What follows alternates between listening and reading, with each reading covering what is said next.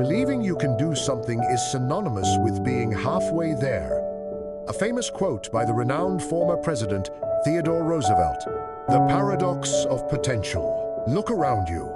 Have you ever wondered about a strange paradox of life? Why are there people born with sky-high IQs, degrees from prestigious universities, and a perfect head start, yet they spend their entire lives struggling in mediocrity? Meanwhile, there are those who seem ordinary, with no resources or backing, who create miracles that make the world bow in respect. The difference doesn't lie in muscle, nor the thickness of a wallet. It lies in something invisible, yet possessing the power to dictate fate. Theodore Roosevelt, the 26th President of the United States, a man who transformed himself from a frail, sickly child into a symbol of strength, and will left behind a quote that changed the mindset of millions. Believe you can, and you're halfway there. Let me explain it to you this way. Belief is not a spiritual mantra or delusional wishful thinking. In behavioral psychology, belief is the human operating system, OS. If your OS is glitched with lines of code like "I can't do it" or "this is too hard," then even if you install the best software like leadership skills or financial thinking, the computer of your life will crash the moment it starts. When you believe you can, you aren't just changing a thought. You are restructuring how your brain operates. You shift from finding reasons to quit to finding solutions to overcome.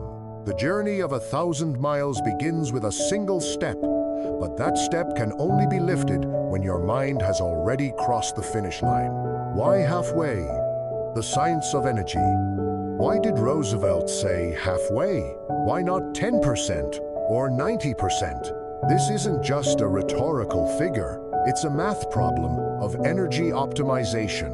Imagine your brain as a microprocessor. When you enter a new project with doubt, 50% of your brain's capacity is occupied by background processes. What if I fail? Will people laugh at me? I'm not good enough. When you believe, you execute an end-task command for all those toxic processes. The 50% of energy previously wasted on fear is completely released, focused entirely on the remaining 50%, finding solutions and taking action. You aren't necessarily going faster. You've just stopped driving with the handbrake on. The RAS, your internal gatekeeper. To understand why belief helps you see opportunities, we need to talk about the RAS, Reticular Activating System. This is the brain's gatekeeper. Every second, millions of bits of information flood your senses. But the RAS only allows what is important to pass into your conscious awareness. Example, when you decide to buy a blue car, suddenly you see blue cars everywhere. Those cars were always there, but your RAS just unlocked them for you. When you believe "I will succeed in this field," you command your RAS, "Find me the resources to reach my goal." Instantly, job postings, chance conversations, or a book on a shelf that was previously invisible suddenly glow like signposts. Belief doesn't create opportunity. It helps you see the opportunities that already exist. The Pygmalion effect. Psychology also identifies the Pygmalion effect. This proves that your expectations of yourself shape your behavior. If you believe you are a professional, you subconsciously stand taller, speak more fluently, and prepare more thoroughly. These small behaviors create real-world results. You become who you believe you are. Belief is the cause, and reality is simply the result reflected back. Belief as the propulsion engine. Hope versus belief. The trap of waiting. Many confuse hope with belief. Hope is a passive state. You hope you'll win the lottery. You hope your boss notices you. Hope is like standing at a bus stop, praying for the happiness express to pass by. But belief is a different entity. Belief is when you know for certain the destination exists and you already hold the ticket in your hand. When you hope, you wait. When you believe, you move. Belief is the propulsion engine that turns idle thoughts into concrete steps on the ground. You don't walk to see if you can do it. You walk because you know you will. The story of the 4-minute mile. For thousands of years, humans believed running a mile in under 4 minutes was impossible. Doctors warned hearts would explode.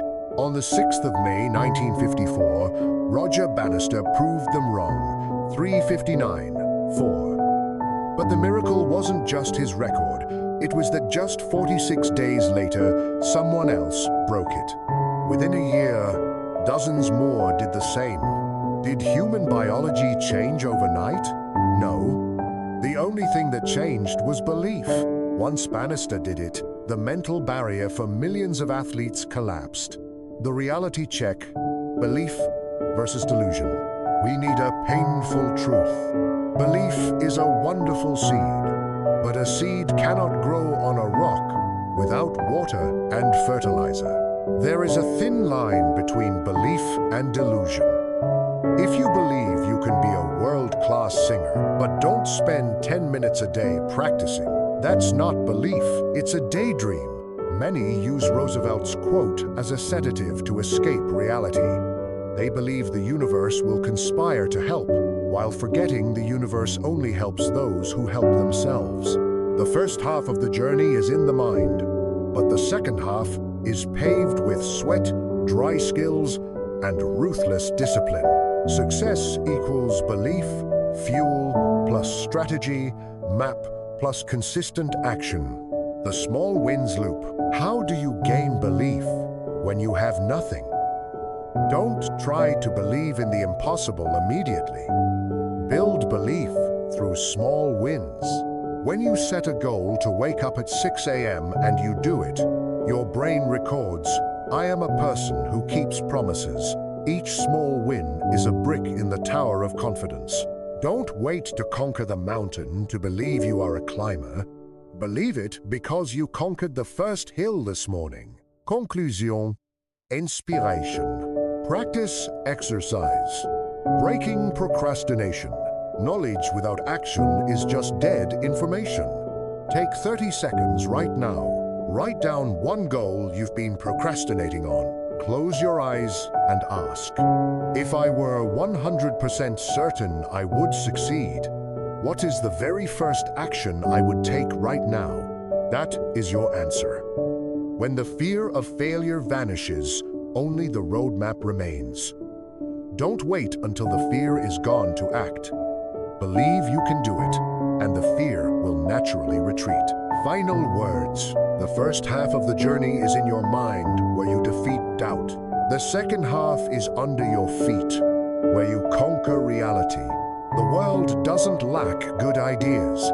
It lacks people who believe in their ideas long enough to make them real.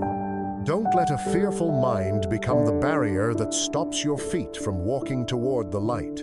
I am new mindset, and I believe you can do it. See you at the finish line.